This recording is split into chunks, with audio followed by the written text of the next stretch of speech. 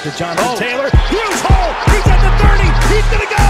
10, 5, touchdown. Jonathan Taylor made a man miss the line of scrimmage and then runs it into Pater. And a one-handed INT.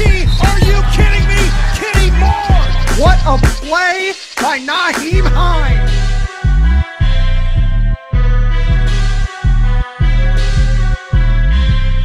Horseshoe is back, baby. The horseshoe is back. What is going on, Colts Nation? Welcome back to another episode of the Bring the Juice Colts podcast. Cody Felger, Derek Larger here with you. And guys, we already did a video. Andrew Thomason and I did a video a couple days ago, kind of looking at that Colts defense, right? And we asked the question, what do the Colts have to do in order to go from a pretty good defense, right, a top 10 defense, to maybe a top 5 defense, or what we would call a great defense? And so thought we'd do the same thing here with this Colts offense. We can say kind of a similar thing because I feel like the Colts defense and Colts offense were kind of ranked pretty similarly, right? Around the same rank here. The Colts finished with the 10th best offense here in 2020. And we got to ask, okay, what's it going to take for the Colts to go into the top 10, potentially to the top 5? What needs to happen in order for the Indianapolis Colts to do that?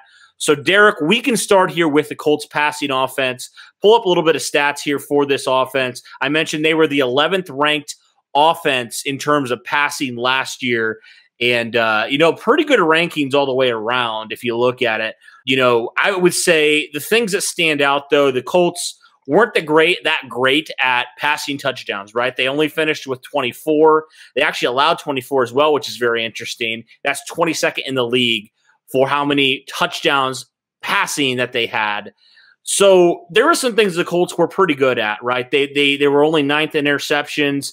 They were pretty good in yards per attempt, but there were still some things that they needed to clean up, right? And when also looking at the Colts vertically, they were one of the not the greatest teams. Like for a playoff team, they were probably one of the worst teams. And just in the league, they were one of the worst teams in vertical big plays right down the field. What do you think the Colts need to do in order to clean up some things on this passing offense that admittedly with Phillip Rivers was pretty good, but wasn't great? Well, I mean, there is something that the Colts need to ensure that they continue to keep doing in order to make sure that this passing attack has some flexibility to it. And that is to make sure Carson Wentz is still feeding the underneath pass to guys like Nyheim Hines and Marlon Mack on those screens and other things like that. Because, I think Zach Hicks has brought this up quite a bit when watching a lot of Carson Wentz film. Doesn't quite often make the smart decision, especially last year. That wasn't something that we did a lot. Phillip Rivers, a lot of times, was the one that was throwing the underneath pass. Let Nyheim Hines and those boys do the rest of the work with their feet. But, Carson Wentz, with his gunslinging mentality, has that habit of passing up on the easy one that'll get you 6-7 yards. And instead we'll try to go with the 50-yard bomb when it shouldn't be that way.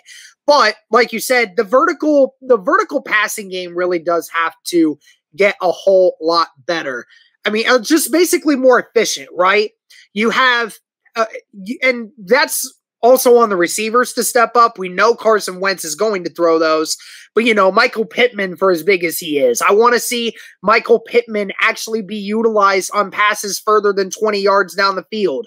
I want to see a few of the Paris Campbell dump passes all the way down the field where he just outruns his corner, right? I want to see the classic T.Y. Hilton in the middle of the field going on that little faded vertical route that he does so well.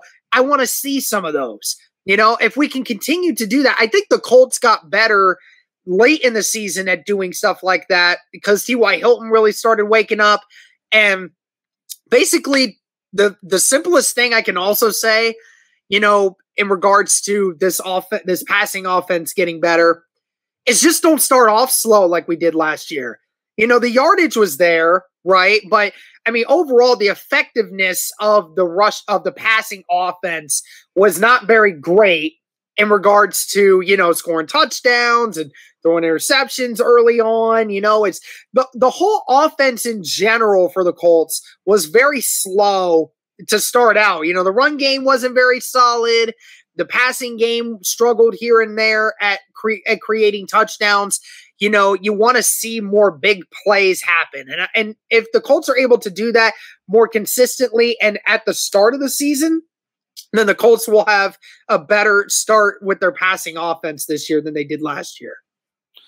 Yeah, it's like it was good, and I think I like what you said there. Like Carson Wentz has to do from the under route perspective here, right? How Phillip Rivers did it. He has to be good in that as well, right? And he has to basically do what Phillip Rivers did, but also continue to do what he does in terms of pushing the ball down the field. And if he can do that, if he can, do what Phillip Rivers did, we already know how much he wants to and can throw the ball down the field.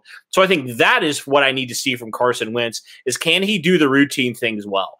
If he can do what Phillip Rivers did and then he offers that element of the deep game, I mean, this offense is going to be completely transformed from what it was this last season. But that is the big question with Carson Wentz. And it was interesting you brought up T.Y. Hilton because I was actually watching a little bit of his play from this last season. And I was just amazed at how many times really Phillip Rivers just threw it to him 5-6 yards down the field. And there really wasn't a whole lot, like you said, of deep ball type of things like T.Y. Hilton's bread and butter, or it's been. There wasn't a whole lot of that until, the second half of the season, really near the end of the season, the Colts started to get a little bit more on that. And I think that's just simply the limitations you have at quarterback with Phillip Rivers, right? We've talked about this to death, how much Phillip Rivers, as good as he was, and we say he was really good. He was probably one of the better quarterbacks in the second half of the season. Oh, yeah. But that always was in the back of your mind, right? How limited you were because of his immobility, his age, and really a little bit of lack of arm strength, at least compared to Carson Wentz. Yeah. Yeah, totally. Yeah, totally agree. Yeah. And then you look at this Colts running game. It's interesting. You mentioned it a little bit. They really struggled to start the season. I mean, Jonathan Taylor really, really struggled after Marlon Mack went down in week 1. I mean, he didn't have over 90 yards for pretty much – he had one game against the Minnesota Vikings where he had 100-plus yards, right? But other than that, really up to, mid-season, he didn't even come close to that. He was struggling. He got benched last year for Jordan Wilkins. Like, that was how bad it was at one point for Jonathan Taylor. And then, obviously, you look what happened. He really came on, was one of the best running backs in the league. Besides Derrick Henry, second half of the season, he probably was the best back in the league. Finishes 3rd overall in the league in rushing. And the Colts offense, from statistically, it looks pretty good, right? They're 11th as well in terms of rushing the football. And Jonathan Taylor finishes with 11 rushing touchdowns. So on the outside, that looks really, really good for a full season. But then you factor in how much Jonathan Taylor struggled in the first half of the season. And you got to wonder how much better this Colts rushing offense could potentially be this next season. But what do you think the Colts need to do in order to make sure that that first half of the season rushing doesn't happen again here in 2021?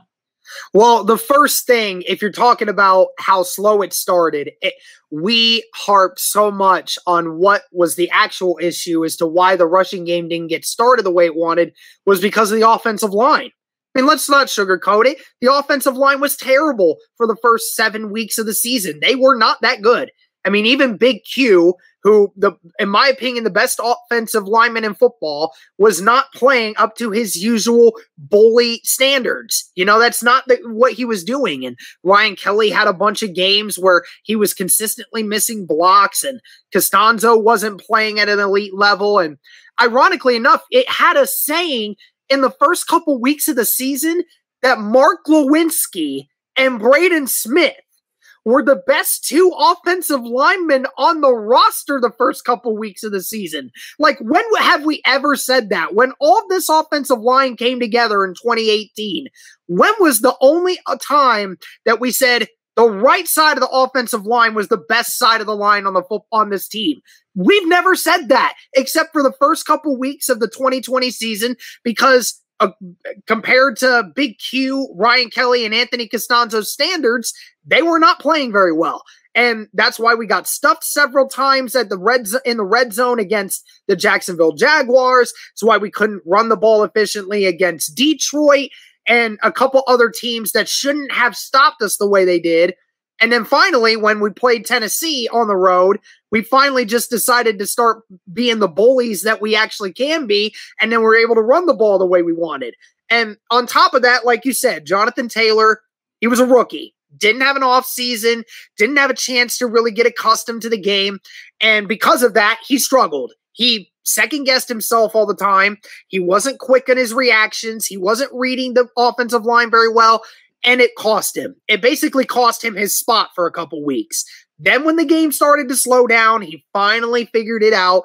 So it all just comes down again to just executing at the start of the season. It comes down to it again. We said it with the wide receivers. The wide receivers were dropping a lot of balls early. The running backs and the offensive line, they just can't miss blocks and they can't miss reads. They can't second guess themselves. You just have to go with your first instinct.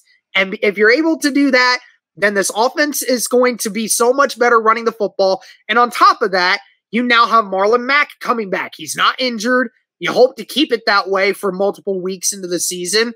And you have 3 very good running backs back there who can all run the rock really well.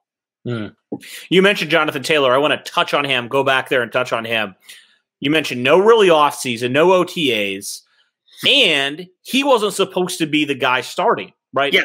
All these things factored in to Jonathan Taylor's slow start, right? The offensive line didn't know how Taylor ran. And I think that's a part of it too. It's just he has a different running style than Marlon Mack. And it's going to take some time. And not to mention, Colts didn't have any preseason games to iron some of the kinks out, right? All these things that we take for granted every single year, the Colts didn't have last year. And I do wonder if that was in part why the offensive line struggled early on, was because of those factors. Was just because they weren't together. They didn't really understand his running style yet. Jonathan Taylor had things he needed to learn.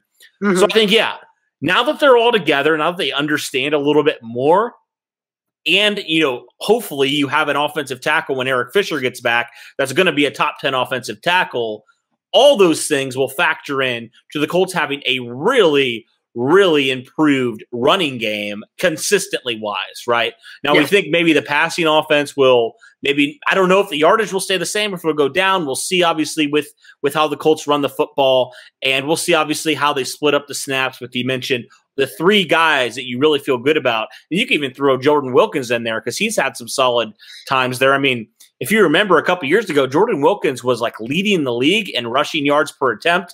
So he's no slouch either.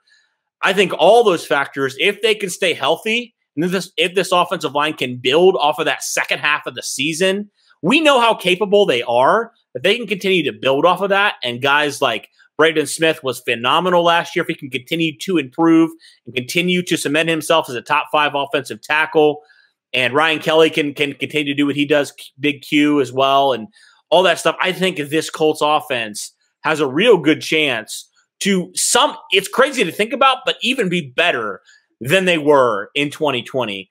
They were a top 10 offense by all stats, right? Yes. I think they were 9th overall in points scored. So they were a good offense, but if those things can happen, if Wentz can get back to form, if the Colts can run the football like they did in the second half of the season, if they can get Eric Fisher back, I firmly believe that they are going to be right in the conversation for one of the best offenses in the league. I think there's no question in my mind. Now, there's a lot of factors, and it seems like every year there's something that we think might go well that doesn't end up going as well as we hoped, right?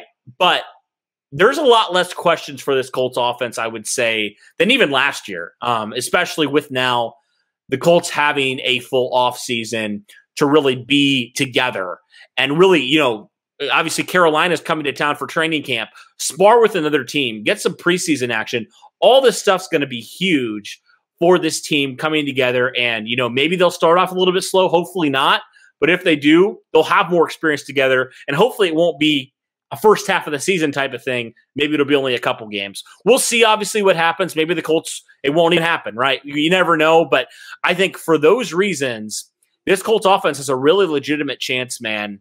I would argue even better than the defense to go from good to great.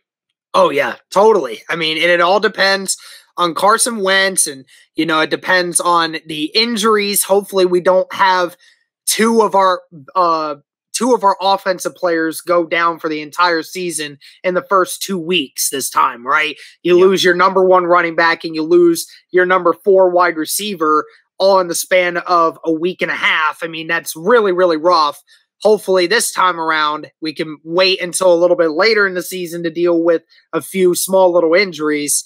Hopefully that's the case. We just had a really bad case of it last year, but the Colts were able to bounce back and they were able to figure it out and they were able to make adjustments. I hope that Coach Reich is able to, now that he has, and now this year as well, now that he has another quarterback that he's familiar with, hopefully they're able to make even more adjustments on the road and be able to do that because, you know, the Colts' early schedule, I mean, it's going to be rough. And with this rushing attack needs to go at 100% in order to be able to keep this team in some of these games. And hopefully the depth, man, just really continues to shine this season with how much the Colts have addressed it with their offensive tackle, just their offensive line in general, with bringing back Marlon Mack.